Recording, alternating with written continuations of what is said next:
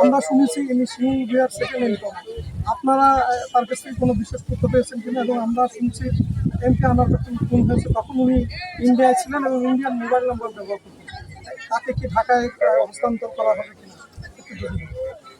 আপনারা জানেন পূর্ব বাংলা কমিউনিস্ট পার্টির প্রধান শিমুল ভূঁইয়া মাননীয় সংসদ সদস্য আনোয়ারুল আজিম হত্যায় গ্রেপ্তার হয়েছে।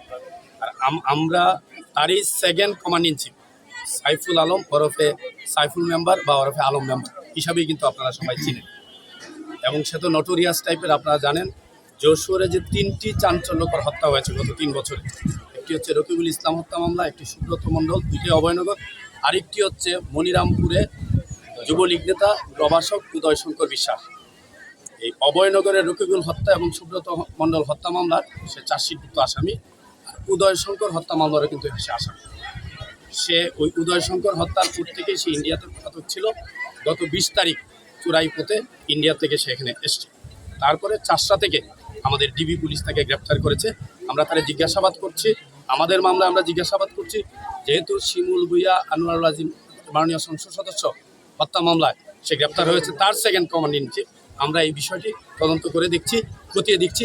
আমাদের ঢাকা ডিবির সাথে যোগাযোগ আছে। ওইটা আমরা তথ্য পেলে সময় মতো আপনাদেরকে জানাবো। Thank you.